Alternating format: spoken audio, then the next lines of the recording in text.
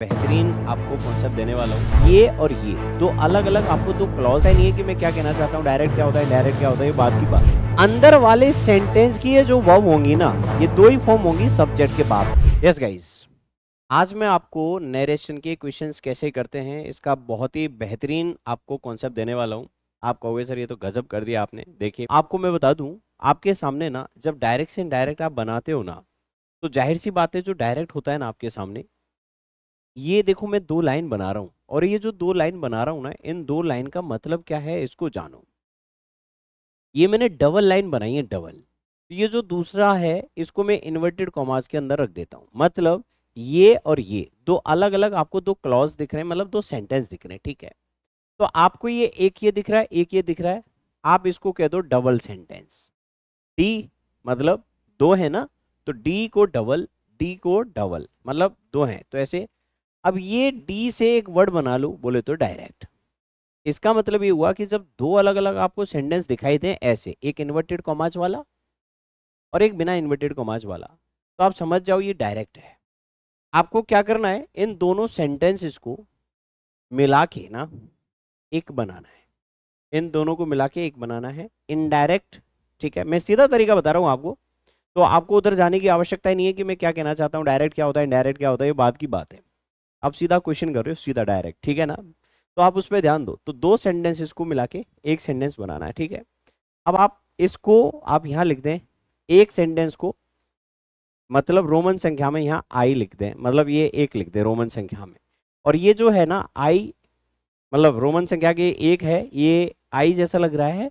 और आप इसको ना इनडायरेक्ट कर दो, मतलब दो सेंटेंस को एक बनाना, समझ गए। दो को एक बनाना इनडायरेक्ट कहलाता है, और एक से दो में ले जाना डायरेक्ट कहलाता है। तो आपको दोनों तरह के सेंटेंस दिए जाते हैं, तो मैं एक बार में आपको डायरेक्ट से इनडायरेक्ट सिखाऊंगा, मतलब डायरेक्ट से इनडायरेक्ट में कैसे जाते हैं, और इसका शॉर्ट तरीका बताऊंगा। मैं सारी बातों पे डिस्कस नहीं करूंगा, मैं उस बात पे डिस्कस करूंगा जिससे सारे क्वेश्चन आपके हो जाएंगे, ठीक है। अब जब डायरेक्ट से इनडायरेक्ट बनाओगे ना, तो ये डी से यहाँ एक कॉन्सेप्ट बनाओ। डी का मतलब डबल है ना, और डबल का मतलब टू है, डबल का मतलब टू है। तो ये जो बाहर का सेंटेंस है इन्वर्टेड कॉमास के बाहर का, ये टू मतलब सेकंड फॉर्म में होना चाहिए। मतलब ऐसा नहीं है, जरूरी नहीं है कि होना ही चाहिए, मतलब अगर ये सेकंड फॉर्म में है तो अंदर वाले सेंटेंस की ये जो वर्ब होंगी ना, ये दो ही फॉर्म होंगी सब्जेक्ट के बाद। तो या तो सब्जेक्ट के बाद आपको फर्स्ट दिखेगी या सब्जेक्ट के बाद आपको सेकंड दिखेगी, ठीक है। हेल्पिंग वर्ब भी होगी ना, तो भी वो या फर्स्ट फॉर्म में होगी या सेकंड फॉर्म में होगी। अब आपको क्या करना है, मैंने कहा जैसे ही आपको यहां सेकंड फॉर्म दिखे बाहर, आप अंदर वाली जो वर्ब है ना, अंदर वाली जब ये इन्वर्टेड कॉमास हटेगा, दोनों सेंटेंस का एक बनेगा। तो आप जब एक बनाओगे ना, तो इन दोनों में से जो भी फॉर्म दिखे उसमें +1 कर देना। अगर आपको सब्जेक्ट के बाद फर्स्ट फॉर्म दिखे, तो आप उसको 1 के साथ 1 जोड़ करके 2 कर देना, मतलब वर्ब की सेकंड फॉर्म। अगर आपको ऑलरेडी सेकंड फॉर्म दिखे, सेकंड फॉर्म, तो उसमें 1 जोड़ोगे तो 3 हो जाएगा ना, तो आप उसे वर्ब की थर्ड कर देना। लेकिन थर्ड से पहले ये शब्द लगाना मत भूलना, बोलो कौन सा, हेड। आपको ये जो तरीका बताया है ना, इससे आप लगभग 80% क्वेश्चन इसी तरीके से कर सकते हैं। मैं तो कहूंगा ज्यादा ही, बल्कि इक्की दुक्की बातें वो काम आएंगी, वो मैं दूसरी वीडियो में आपको बताऊंगा, दूसरी क्लास में मैं आपको बताऊंगा। फिलहाल इसी से आप ज्यादा क्वेश्चन कर सकते हैं। मैंने बोला आपको बाहर देखना है सेकंड फॉर्म है क्या, तो ये +1 करना है। अगर सेकंड फॉर्म नहीं है तो +1 नहीं करना। यहां ये जो सेंटेंस है, ये जिस फॉर्म में होगा उसी फॉर्म में नीचे उतरना चाहिए। इधर फर्स्ट है तो फर्स्ट ही होनी चाहिए नीचे भी, इधर सेकंड है तो इधर सेकंड ही होनी चाहिए। अंडरस्टैंड। इसकी सेकंड की वजह से ये एक कदम आगे बढ़ जाती है, लेकिन ये वैसी की वैसी ही रहता है। ये फर्स्ट तो फर्स्ट रहेगा, सेकंड तो सेकंड रहेगा, लेकिन ये एक कदम आगे बढ़ जाता है, ठीक है। आपने देखा, मैंने कहा एक छोटा सा सेंटेंस, मैंने यहाँ सी सैड कहा, आपने कहा सर सेकंड फॉर्म आ गई, इन्वर्टेड कॉमास लगा दिया। और मैंने कहा ही हैज गॉन, छोटा सा सेंटेंस। आप क्या करेंगे, आपने देखा सर ये सेकंड फॉर्म आ गई, तो बस ये जो वर्ब है ना इसमें +1 कर दो। ये फर्स्ट फॉर्म है, इसको +1 करोगे तो आंसर आएगा हेड। मैं ऐसे कह रहा हूं, आप सीधे क्वेश्चंस कर पाएंगे डायरेक्ट बढ़िया तरीके से। तो देखो एक एक क्वेश्चन को कैसे कर सकते हैं।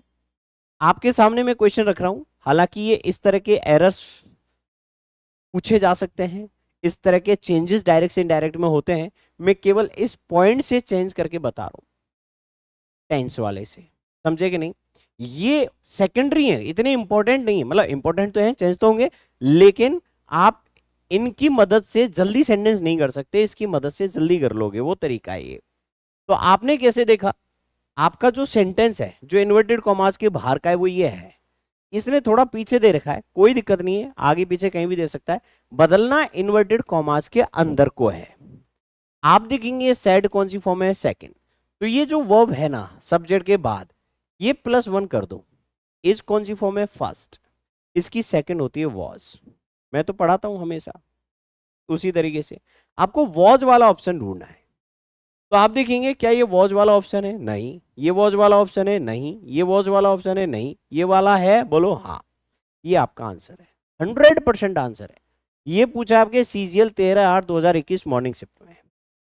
एक और क्वेश्चन आपने देखा, आस्क्ड सेकंड फॉर्म में, इन्वर्टेड कॉमास के अंदर चेंज करना है, इज कौन सी फॉर्म है, फर्स्ट, +1 कर दो, ये सिग्नल दे दिया, तो अंदर का जो सेंटेंस है इन्वर्टेड कॉमास का उसको +1 कर दो, तो आप इसके साथ +1 करेंगे ना, तो ये इसका वॉज हो जाएगा, तो इसका वॉज इधर है क्या, नहीं, इधर है क्या, नहीं, इधर है क्या, नहीं, इधर है क्या, बोलो हाँ, ये आपका आंसर है। हो गया ना सेंटेंस, ठीक है, ये भी पूछा हुआ क्वेश्चन था। फिर से देखिए, आप फिर से क्या कहेंगे, सर सैड, ये सैड कौन सी फॉर्म है, सेकंड, तो अंदर +1 होगा, होगा, इज फर्स्ट है तो +1 कर दो, तो इज में +1 यानी कि फर्स्ट फॉर्म में फर्स्ट मतलब सेकंड फॉर्म होएगी, तो इज का वॉज ढूंढना है, क्या ये वॉज है, नहीं, ये वॉज है, नहीं, ये वॉज है, हाँ, ये वॉज है ना, तो आंसर ये, पढ़ना ही नहीं था, मैंने जो बोला उतना करो, आराम से कर लोगे, समझे कि नहीं। बहुत सारे क्वेश्चंस ऐसे हैं इंग्लिश में जिनमें हमें टेंशन होती है, लेकिन वो टेंशन करने लायक होते ही नहीं है। और देखो, आपने फिर से देखा इधर, ये सेंटेंस है बाहर का जिसमें इन्वर्टेड कॉमास नहीं है, ये कौन सी फॉर्म है, सेकंड, तो ये सेकंड है ना, तो ये जो वर्ब है यही तो है सब्जेक्ट के साथ, इसको एक कदम आगे बढ़ा देंगे, अब ये सेकंड है, तो सेकंड किस में जाती है, थर्ड में, थर्ड हमेशा मेन वर्ब की बनेगी, मतलब ये है मेन वर्ब, इसकी थर्ड बनेगी, हेल्पिंग वर्ब की नहीं है, इसकी मेन वर्ब की। अब जब मैं इसकी थर्ड बनाऊंगा तो मैंने बोला थर्ड से पहले हेड जरूर लगाना, तो हेड लेफ्ट मुझे ढूंढना है, तो क्या ये हेड लेफ्ट है, नहीं, क्या यहाँ हेड लेफ्ट है, बोलो यहाँ हैव लेफ्ट है, हेड लेफ्ट है, बोलो यस, इधर है, बोलो नहीं, इसमें भी नहीं था, इसमें भी नहीं था, ये इसमें था, ये आपका आंसर है, सॉरी इसमें, आंसर हो गया। और देखो सेंटेंस बड़ा है तो क्या हुआ, इधर देखो वर्ब की सेकंड फॉर्म है, इन्वर्टेड कॉमाज में चेंज करना है, इसलिए ये जो बाहर का सेंटेंस है आगे हो या पीछे हो, उससे कोई फर्क नहीं पड़ता, आपको बस इतना ही समझना है। आपने देखा अरेस्टेड सेकंड फॉर्म में +1, बोले तो थर्ड में जाएगी, और थर्ड से पहले हेड लगेगा, तो हेड अरेस्टेड है क्या, हाँ, इधर है क्या हेड अरेस्टेड, बोलो है क्या, नहीं, इधर हेड अरेस्टेड है, बोलो हाँ, इधर हेड अरेस्टेड नहीं है, मतलब मैं फंस गया, अब दो जगह हेड अरेस्टेड था।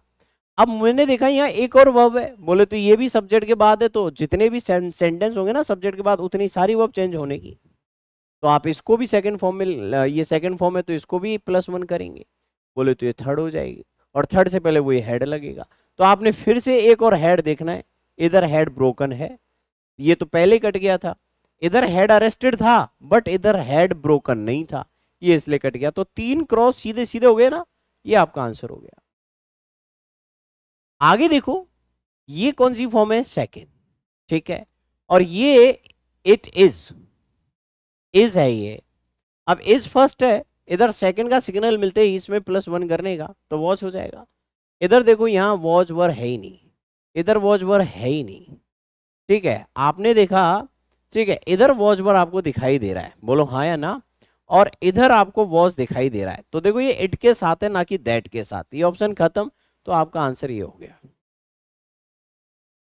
है ना, सीधा आंसर हो गया, कौन सा, सी। कोई दिक्कत है यहां तक, आगे चलो। अगला सेंटेंस है, my mother said to me Arvind the baby has been crying all day, signal मिला, सेकंड फॉर्म है, इधर आपने देखा हैज, बोले तो हैज कौन सी फॉर्म है, फर्स्ट, अब ये फर्स्ट है तो ये 2 में जाएगी, तो हैज का हेड होगा, क्या ये हेड है, क्या ये हेड है, क्या इधर हेड है, क्या इधर हेड है? तो दो ऑप्शन में हेड दिखाई दे रहा है, इसमें और इसमें। इन दोनों में आखिर फर्क क्या है? इन दोनों में फर्क क्या है? अब आपने देखा कि यहाँ मदर के बाद मी है, तो यहाँ अरविंद टोल्ड माई मदर है, जबकि वहां माई मदर है आगे, तो ये ऑप्शन गलत हो गया। तो 1 2 कट, ये रहा माई मदर टोल्ड मी, बोले तो ये आपका आंसर है, सीधा सीधा। बोलो यस। एक दो क्वेश्चन और देख लो। आपने देखा ये जो सेंटेंस है आपके सामने, ये ऑलरेडी डायरेक्ट है। अब इनडायरेक्ट में जाते हैं तो सॉरी, ये ऑलरेडी इनडायरेक्ट है, इनडायरेक्ट से डायरेक्ट में जाते हैं। देखो मैंने कहा डायरेक्ट से जब इनडायरेक्ट में जाओगे तो आप इंक्रीज करोगे, लेकिन जब इनडायरेक्ट से डायरेक्ट वापस बनाओगे तो फिर से डिक्रीज करोगे। तो आपने कहा कि सर ये तो सेकंड फॉर्म है, तो इधर ये जो वर्ब है ये पहले से ही पूरा एक सेंटेंस है, मतलब ये इनडायरेक्ट है, ये डायरेक्ट आता है, साफ साफ दिख रहा है। देखो दो हिस्से दिख रहे हैं आपको, तो ये डिक्रीज होगी वर्ब, तो इज एम आर में जाएगा ये, क्योंकि वॉज वर्ब सेकंड फॉर्म है। क्या ये इज एम आर है? नहीं। इज एम आर है? नहीं। इधर इज एम आर है? बोलो हाँ। तो या तो ये और या ये, इन दोनों में से एक होना चाहिए। तो क्या इसने यहाँ पूछा? पहली बात तो देखो इन दोनों में से एक होना चाहिए। क्या उसने पूछा? पूछने का कोई सेंस ही नहीं है, दैट आ रहा है, पूछने वाले में इफ वगैरह आता है, तो इसका मतलब ये क्वेश्चन मार्क वाला बनेगा ही नहीं, तो ये आपका आंसर है।